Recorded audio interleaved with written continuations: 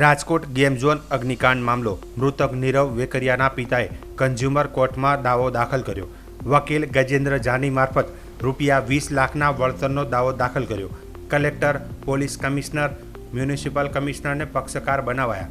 રેસવે enterprise ભાગીદારી પેઢી સામે વધુ એક કાર્યવાહી આયોગ દ્વારા તમામ પક્ષકારોને નોટિસ પણ ફટકારવામાં આવી છે। માત્ર નીરવ વેકરિયાનો પરિવાર નહીં, અગ્નિકાંડના તમામ પરિવારોનો ફ્રીમાં કેસ લડીશું। તમામ પીડિત પરિવારો મારો સંપર્ક કરે।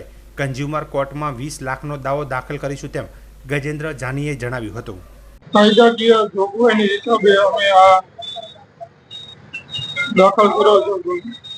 દાવો તો અમે સાહેબ 20 લાખનો કર્યો છે, પણ 20 કરોડ રૂપિયા આપે તો અમારું બાળક તો જતું રહ્યું। હવે શું કરવાનું પૈસા ને અમારે, પણ આ બનાવ બીજી વાર બને નહીં એના માટે અમે આ કેસ દાખલ કર્યો છે। કન્ઝ્યુમર પ્રોટેક્શન એક્ટ અંતર્ગત 20 લાખનું વળતર મળે એટલા માટે આ કન્ઝ્યુમર કમ્પ્લેન દાખલ કરવામાં આવી છે।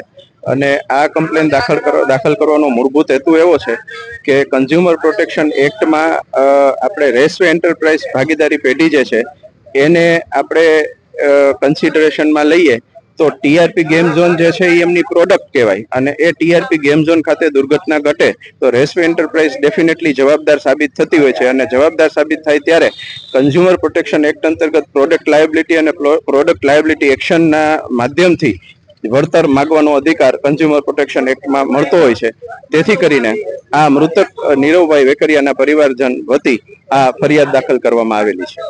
ખાસ તો મુદ્દાઓ જે છે એ એમના પક્ષે સુરક્ષાલક્ષી બાબતોમાં બેદરકારી દાખવવામાં આવેલી છે એ છે, પ્લસ પ્રોડક્ટ લાયબિલિટી ઇન્સ્યોરન્સ જે છે એમણે નથી લીધો, અને એમને ત્યાં ગેમ્સ માટે આવતા, એન્જોયમેન્ટ માટે આવતા, એમ્યુઝમેન્ટ માટે આવતા કોઈ પણ ગ્રાહકો માટે એમણે સુરક્ષા વિષયક બાબતોમાં બેદરકારી દાખવી છે એ સાબિત થાય છે।